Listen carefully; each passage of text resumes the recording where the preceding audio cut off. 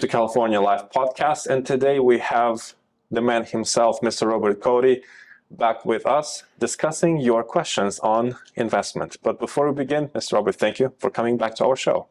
Yeah, good to be back, Victor. Yeah, glad to be here. Thank you. Last time we talked about your career in oil business. We've discussed your decision on challenging Hollywood. Do you still believe challenging Hollywood is a good investment? Well, in this case, when you have a film that can make really a big difference, like I said before, for military men and women, that's why me and Mark are so excited about this film. That's why we spent so many hours on the script, getting it right.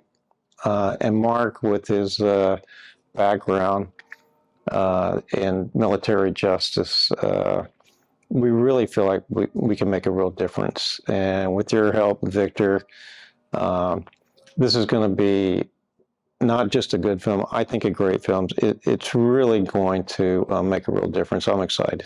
Yeah. I'm excited as well. Now, back to investment and this specific film aside, because it brings a lot of value with its impact and the story, which is based on a true story. As a professional investor, right now in 2024, soon 2025, how would you estimate the riskiness of the film business? Well, my view of the film industry is it's really been films that they're really repeats. It's films we've seen, but they're still telling the same type of story. I haven't seen too many films where it's real life that can make a big impact. But this film is going to have, and me and you have talked about it, it's going to be high pace. Yeah. And it's going to have good rhythm. There's going to be a lot of emotions, and I spoke about that last time. So I know this film could do really, really well. And it's going to do really well internationally because everybody deals with military justice. Mark mentioned that earlier, that every country has to deal with military justice. So, yeah, I just think it's the times are right for a film like this to come forward. I've truly enjoyed our podcast with Mr. Mark, and he did mention that it's a worldwide appeal, and probably almost every country has some sort of issues like that. Now, there are countries which are more democratic and which are more authoritarian. Yeah. Right? For example, China or Russia or Belarus, maybe a few countries in Southern America. Not to say that they're bad or good, just as an example, right? Sure. Their system is even more, to me, of a command influence than we have it here. Yeah, it's corrupt, it has its issues, but still we can make a change, whether you take the film to the market or you take the film to the president after it's great on the market, or both. If you do the same thing in China, I think you might go to jail.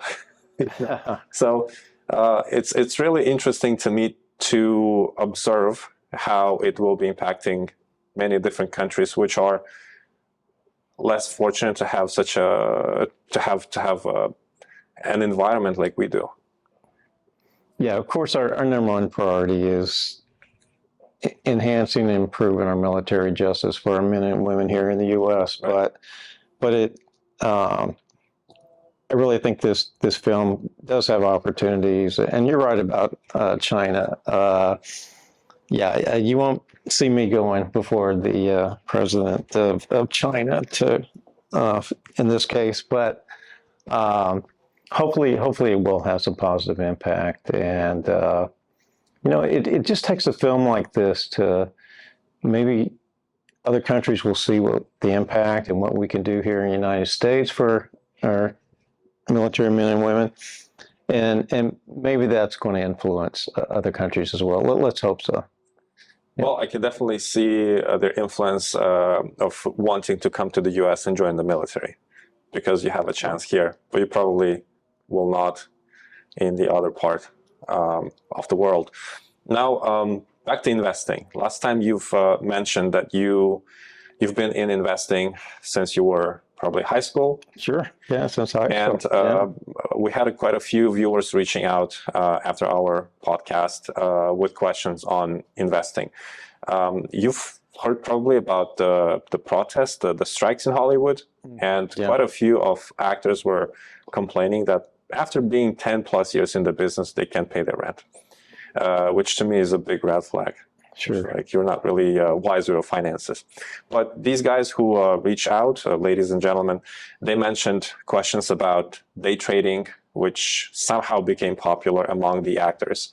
They have questions about investing in something real, like real pieces of gold versus something online. Also, they ask questions about how do you deal with taxes? Because if you invest, right, you put the money in, then you sell, you make some money, then you probably are supposed to pay tax on that. I think many questions are kind of a little bit influenced by the Wolf of Wall Street film, Sure. making millions and cashing out through rat holes and stuff like that. But how is it really in real world? Sure, no, that's a great question. And I can see where our viewers are confused about the stock market. But if you look at the history of the stock market, and this is fact, over a long period of time, the stock market's returned about 11% on the average. Okay, so that's pretty good. But what I've been doing for years is I coach people on what I call smart investing. And I like to motivate people just so that they have an understanding of how a stock moves. A lot of people don't even know how to bring up a chart and how to evaluate a chart. So I really enjoy coaching people on fundamental analysis. And you got to buy a stock that has a nice trend where it's making a profit. That's the engine that drives stock prices higher. But you have to take the time. It's called due diligence. And nowadays with computer technology, it's not like in high school when I had to go through a lot of paper and research a stock. It took me hours and hours. Now I'm really fast because I know the tools, I know the websites. I told you I've always seeked out the best of the best, and I have. Fundamental analysis is so critical when you're looking at a stock. One of my mentors, his name is Joe Kerner. He's with Options Animal. The man is brilliant. Joe gets hired by CEOs to come into the corporation, and he uses what's called Lean Sigma. And I was trained by Chevron in that area too, but it's a rules-based way to go in, take a look at the way a company makes its profits and can you make it leaner and whatnot. And Joe has to go in and sometimes changes the culture. So anyway, I seeked out the best of the best. And what I train people is there is a rules-based way to look at the fundamentals of the stock. So I think what I'm trying to tell you, Victor, is that don't just pick a stock because someone said it or you read it somewhere. You really need to take the time and do your own due diligence and take a look at, is this a stock that has good forward earnings? And does it the cash flow? You can look at the SEC filings for a company. That's pretty easy to do electronically nowadays. And then technical analysis, that's when you get into the charts, and you got to know where a stock is currently as far as support and resistance. Because when you look at a stock, you want to look at 3 months, look at it 6 months, and you could clearly see at times where the stock currently is as far as has it come back to a certain level, and bounced. Maybe it's come back to a certain level. This level is called support. And when it goes up and then wants to fall again, this higher level it's called resistance. So if you understand some of these basic fundamental analysis and technical, you're going to be a lot better trader. And I'm telling you, it's a lot of fun, viewers. I get excited. I mean, I literally go into this room at 6 a.m. in the morning, and I'm in a live trading room. It's called the Jockey Club. It's with a company called Vector Vest, and there's two coaches. And one's name is Steve Chappell, and he even trained from the best of the best. And these guys are really sound. We have a lot of fun in this trading room. I like motivating others, and they'll throw a stock out and I'll do a quick analysis and I'll come back. And I think people are kind of surprised at how fast I can do it. But at home, I've got 3 large monitors. They're 32 inch, 4K. And you only need 3 monitors. Now, I've got some friends that they're a little bit extremely detailed like me, but Right. I think they have like 8 monitors. Well, you don't need 8 monitors, okay? That's just too crazy. So 3 is all you need. But I have my charts up, and I know what stocks are moving. I look at the pre-market. I have my ways of filters, and I can actually see live the buys and sells on an individual stock. So Right. there's times when I'll see, wow, there's a whale that came in. That's a big investor that I'd like to be a whale. Comes in and buys sometimes 100,000 shares of something. Well, come on. I mean, let me take a quick look at that, analyze it, and I might jump into that. Now, I do what's called scalping. There's not too many people that do this. It's not day trading. I'm really trading on volatility bands, and I actually learn again from the best of the best. And I'm gonna throw another name out. His name is Adrian Mance, and his wife Julie Mance. Both have PhDs. He specializes in trading on volatility bands. And we're only in the stock for short periods of time. And he's probably the best of the best. Well, I know he is. And brilliant man, terrific guy. Viewers, if you ever go to the Money Show, check out Adrian Mance. Tell him you're a friend of Bob Cody from California. So anyway, great guy. But I think what I'm trying to tell you, there's a wide variety of ways to invest. And I even have a wealth management company I mentioned to you. I don't want to do everything myself. You know, I love to travel. And with the business ventures that I have going with Mark and myself, we stay really busy. And there is a wealth management company, and we can get into it at some point where our viewers, I can give you some good tips on how they can go back to wherever's managing their money. And there's some questions you ought to be asking. Mm-hmm. So you can feel comfortable about how another company is managing your monies. And the company I'm with, it's called Olin Financial. They're out of Walnut Creek. And what I love about this smaller company is that the CEO, Larry Olin, he takes my calls. I can come to his office and talk to him. But more important than that, and Andrea DeVincenzi is my account representative. She's was ranked as top 50 in Forbes magazine. Oh, nice. So even though you've got a great CEO, I've got Andrea, really the big driver. And what makes me excited about an investment firm is who's the person buying and selling your stocks? Right. And if you're going to go with the wealth management company and I call and I say, I want to talk, in this case, his name is Chris West, they better let me talk to him, okay? Because that's a big red flag if they're not going to let me do that. So And I have, and I love this guy. He's very reserved. He does his own cash flow analysis. And so I give him these open-ended questions, and he just checks all the boxes for me. So that's really the key of a wealth management company. And I can give you others as well, but anyway, that's my investment world. It's I'm in this trading room, and then I love trading options. That's another whole world. And then I like coaching people because it's so motivating to me to see my students' light bulbs go off, and that's the thing about investing.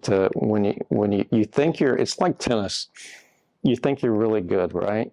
Right. And then I go play another player, and then I go, oh, man, I'm not as good as I thought. Okay, in the investment world, you're going to feel really good and you're making money, but you know what? If you don't know why you're making money, that's probably not too good. You need to understand why. But I really want our viewers, if they can take it slow, they don't have to spend a lot of money initially, but take some time out and learn, especially younger people, to learn finances. That's so critical, to know. So Indeed. Right now it feels like we're in New York. it does, yeah. What I found when talking with younger people, let's say teenagers turning into their 20s, college students, college graduates, they want everything now and fast, right? They don't want to get a job for $20 per hour. They want to be rich and famous right away. Now, it doesn't work like that in life, obviously. It doesn't work like that in law, in finance. And to me, we all have to learn the language of the law and finance to live. It's very important. Now, you are talking about taking it slow. How can we balance it? They want it fast. You advise it wisely. Take your time, take it slow. How can we make these two different platforms connect, be on the same page? Yeah. No, that's really a good question. With having a very strong investment mindset is critical, and that means rules. And so you need to understand some basic rules. And this is good advice for our young viewers. As you're in your 20s and you graduated from good university and you're starting your job, I know the younger generation mentality. Hey, I deserve this new Apple iPhone. Well, I deserve this car. Okay, I'm not saying you don't, but would it make more sense? And this is how wealthy people think. And I associate with some extremely successful individuals, is that in your 20s, like the first home I bought it with the intent that I could rent it out. Right? I didn't go buy a brand new car. I didn't go on all these expensive trips. What I did was I saved my money. I slowly invested it safely. But then as I increased my assets to where I could get income, that extra income that's generated, now I can buy the car. Now I can buy the trips. Do you want to do it the other way where I'm just going to buy as a young person, and then you're in debt, and then you got this crazy credit? I've advised a lot of people about this. And it really makes sense to take it a little bit slower. Education is so critical in anything that we do. And when you can spend a little time on finance and investing, everything you learn really benefits you. It's not like you're at the university. We've all taken classes where, why am I taking this class? Well, okay. But finance, boy, I perk out. I'm like, wow, this is going to help me, So anyway, that's my advice. So wealthy people, they all will tell you that they didn't start off rich. They were just like everyone else. They had to save, they invested, and then when they had that cash flow coming in, okay, now that's the time when you can buy things that you want and accumulate wealth. So, yeah.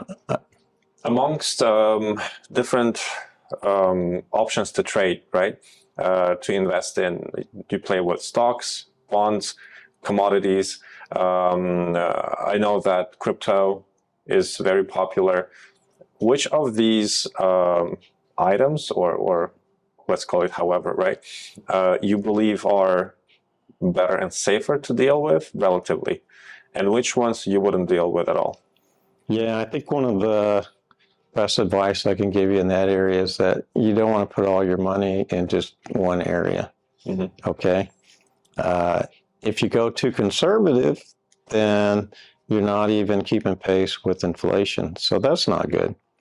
The reason why I liked my financial wealth management firm is that, yeah, let me try to put it this way. So you've got individual stocks, and there's different classifications of individual stock, different market segments. So you got oil, you got financial, you got utilities, you got technology. Okay, I can keep going on. And then you got another classification of mutual funds and exchange traded funds. And then we get into all the different type of treasury bills and bonds. So now we got a whole big range. Now, the best way of investing in all that is you want a firm that takes you through the middle range. If you think about which one of these areas is making the most profit, it's going to change from year to year. But if you take that steady pace and you don't get caught up in, I would never want to go with a firm where, okay, great, I made 60%, some crazy number. And then the next year, wow, I lost 35%. Well, to get back over that 35% is tough. But if you got a firm that keeps you in the center and you're always making good profit, that's the way to go. So you never want to put everything in one basket. And so for myself, yeah, I like the majority of my money with the wealth management company like Ola and I have. And then I do love trading on my own. That's a real passion. I like doing options on my own. And yes, I do buy, I got my dividend stocks to generate that. For young people listening, you ought to have a Roth, you ought to have an IRA. If you're with the company, hopefully they have matching 401k where you're putting in a certain amount. And I have to say, I'm sorry for our younger viewers, corporations have gotten pretty tough in the United States, and they probably did away with some of that matching. I know that it's a lot tougher even for medicals. You have to be age 50 now. Even Chevron, the company I was with for many years, they raised it to where you have to be 50 before you get that. But with investing, you want to be diversified, not put everything in one type of investment. And there are ways, and I can tell you some examples where there's even a company called Beanstalk I belong to. Now, I'm not advocating go out and do that, but it'll invest for you. But I like to give that one to some young people because maybe it's just $25 twice a month they invest, but it's going to invest for you. And you can even look at the different EFTs that it's investing. But it's just a great way to start, and they can start some discipline. So save money, don't spend it all, okay? You're young, I'm telling you, and I know it's going to be hard for you to realize, but that compounding interest and the growth, I'm telling you, young people got it made if they invest in some of these technology stocks. Just look at all the viewers that invested in NVIDIA, right? Right. Oh, amazing stock. And it's still going. Yeah. It is going. In the beginning, you mentioned that you've invested in a property for rental purposes. Yeah. Now there are so many different influencers who are advocating for investing in real estate, whether it's just land or residential or even commercial. I see, because of my business background, that it's more for content produced, but also I see its influence and impact on people. And seeing what's happening now in the market, especially in California, with all the payments, with all the insurances, with pretty high taxes on property. What do you think of investing in properties? Where would you invest if? Yeah, I think if you were to ask all the viewers, what's the number one investment that has proven the most profit for you over the years? It's going to be real estate and investing for most. But I feel like location comes down to basics there. In California, it really pays off to, like I told you many years ago, that my first property, I wanted to rent it out. And that's what I'm doing. It's paid off quite well for me to do that. I love my renters, and they pay on time. And but I think real estate is definitely in California has proven itself quite well. And yes, there's going to be ups and downs in the market, but interest rates, yeah, I think the average loan, I think it's around 7% now, but the Treasury is going to low rates. And if you can put more than 20% down, that's even better, right? So you don't have to pay some of that PMI insurance.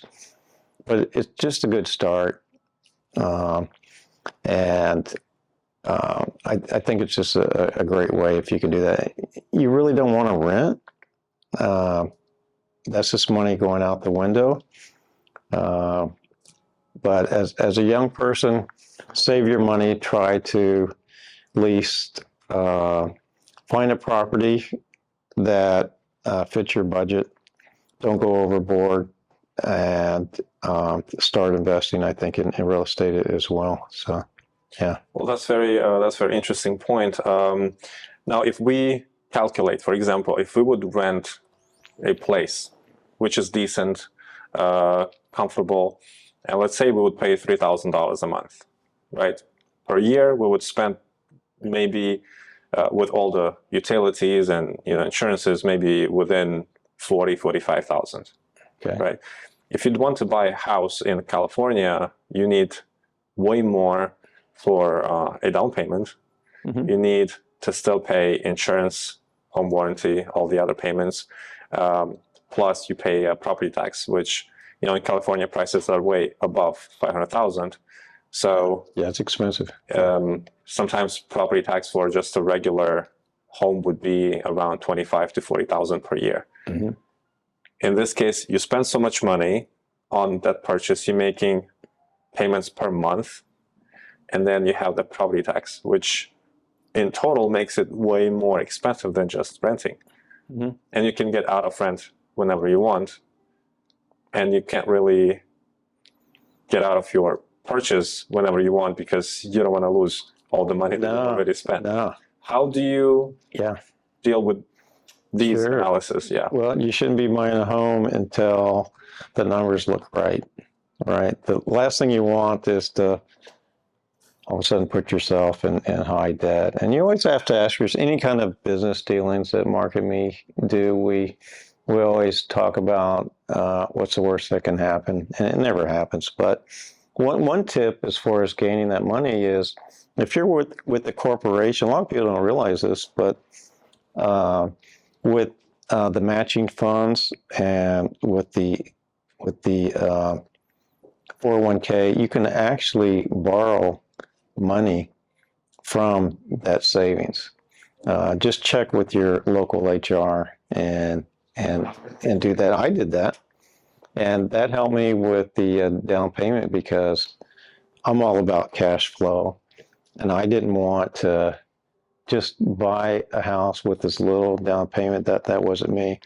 In fact, I always made extra payments so that I could drive down that amount.